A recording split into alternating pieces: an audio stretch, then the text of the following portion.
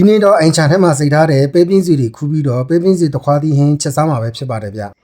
ကျွန်တော်တို့ရှိမှာတော့မိုးရာသီစာလည်းဖြစ်တဲ့ပဲပြင်းစီတခွားသီးဟင်းကိုငါတခွန်ချောင်းရုပ်သီးစိမ်းကျက်သူညီနဲ့တွဲဖက်ပြီးတော့စားတယ်လို့ပဲပုတ်ကြုံနဲ့လည်းတွဲဖက်ပြီးတော့စားကြပါတယ်ဗျ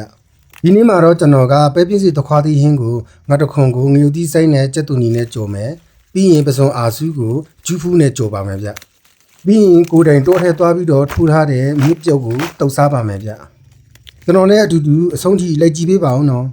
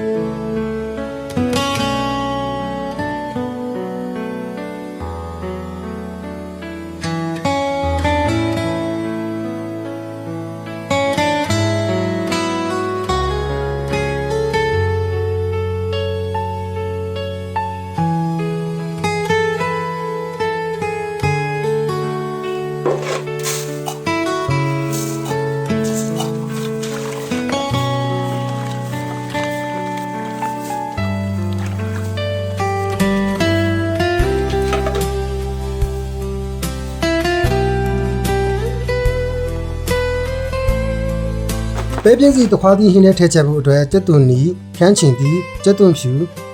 ချင်မောင်ရွက်နဲ့ဂျင်းအနှဲငယ်လိုပါမယ်ဗျတခွားသီးတစ်လုံးနဲ့ကျွန်တော်တို့ခွာထားပါမယ်ဗျပြုံးမယ်ဦးထဲကိုပဲတွေထည့်မယ်ကျက်သွန်နီထည့်မယ်ဂျင်းထည့်မယ်ခန်းချင်သီးထည့်မယ်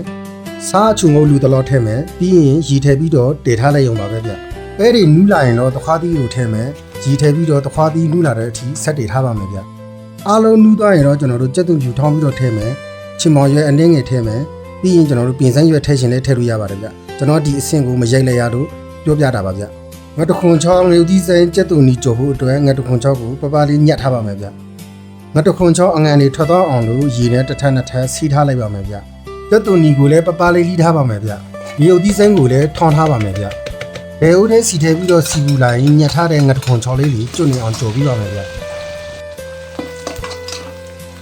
ငါတခွန်ချောရရင်ဆယ်ထားပြီးတော့ကျက်သွန်နီကိုစနင်းလေးအနှဲငယ်ထည့်ပြီးတော့ကြိုထားပါမယ်ဗျကျက်သွန်နီတွေအနှဲငယ်လိုက်လိုက်ရင်တော့ထောင်းထားတဲ့ငုတ်သီးစိမ်းကိုထည့်ပြီးတော့ထပ်ကြိုပါမယ်ဗျငုတ်သီးစိမ်းကြော်တာအစိမ်းနှံပြောင်းရင်တော့ငါချောထည့်ပြီးတော့မွေပေးလျောင်ပါပဲဗျပြီးရင်တော့အရန်စားကောင်းတဲ့ငါတခွန်ချောကြော်လေးရပါပြီဗျ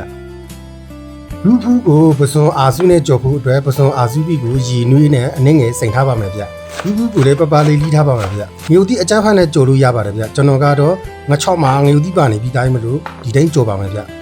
စီပူလာရင်ပစုံအာစုကိုအရင်ထည့်ကြော်ပါမယ်ဗျပစုံစိုက်လေးတွေအနံမွေးလာပြီဆိုရင်တော့ကျူးဘူးလီးထားတာကိုထည့်ပြီးတော့ကြော်ပါမယ်ဗျအရသာအတွက်စားအချူမုတ်လူတူလူထည့်ပြီးတော့ကြော်ပြီးလက်ရုံပါမယ်ဗျအနှဲငယ်လိမ့်ကြော်ပြီးသွားရင်တော့အရန်စားကောင်းတဲ့ပစုံအာစုနဲ့ကျူးဘူးကြော်လေးရပါပြီဗျမြစ်တုပ်ပြတဲ့ဗီဒီယိုကတော့တောထဲကိုမြစ်သွားထူးထုံးကရိပ်ပြထားတာမလို့ကျွန်တော်အခုတပုံမှာမြစ်တုပ်တဲ့ပုံစံမရိပ်တော့ပါဘူးဗျအားလုံးပဲစားကြပါဦးနော်